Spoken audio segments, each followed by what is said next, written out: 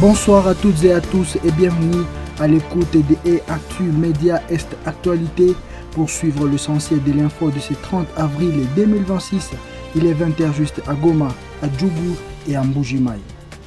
Au sommaire de cette édition, la MONUSCO en collaboration avec les forces armées de la République démocratique du Congo renforce leur présence pour sécuriser les populations à Beni dans les Mavivi et Mandumbi. À Goma, des leaders religieux mobilisés pour renforcer la cohésion sociale. Canal Plus RDC et Foyer culturel de Goma s'unissent pour dynamiser la scène culturelle. Dans les territoires de Djougou, la MONUSCO évacue près de 200 personnes après des affrontements dans ces territoires. Et puis nous allons terminer par cette annonce du premier congrès d'études congolaises dans le mois de mai en Mbuji-Mayi. Bienvenue. Merci beaucoup et bienvenue.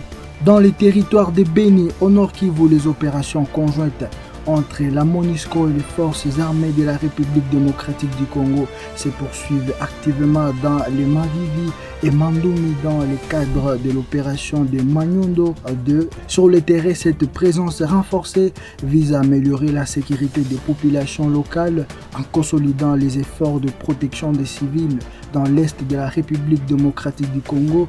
L'objectif est de garantir la stabilité de la zone et d'assurer la libre circulation des habitants dans un contexte sécuritaire encore fragile. À Goma, l'organisation Umoja in Action, en partenariat avec la section des affaires civiles de la mission des Nations Unies pour la stabilisation de la RDC MONUSCO, a organisé les 28 et les 29 avril un atelier consacré à la promotion de la cohésion sociale. Au total, 47 leaders religieux dont 13 femmes ont pris part à ces échanges. L'objectif est d'encourager ces figures influentes à diffuser des messages constructifs et responsables au sein de leur communauté dans un contexte marqué par des défis sécuritaires et informationnels persistants. À Goma, toujours une nouvelle dynamique s'installe dans les secteurs culturels. Le foyer culturel de Goma et Canal Plus RDC ont signé un partenariat stratégique visant à renforcer l'industrie culturelle et créative locale. Dans la province d'Ituri, des casques bleus de la MONUSCO ont secouru 191 civils pris au piège des violents affrontements survenus le mardi à Piambo dans le territoire de Djougou.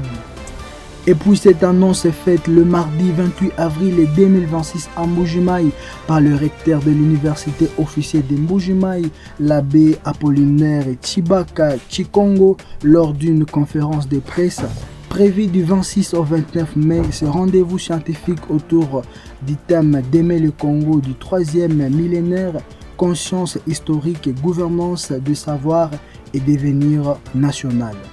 C'est tout pour cet essentiel de l'info. Merci de l'avoir suivi.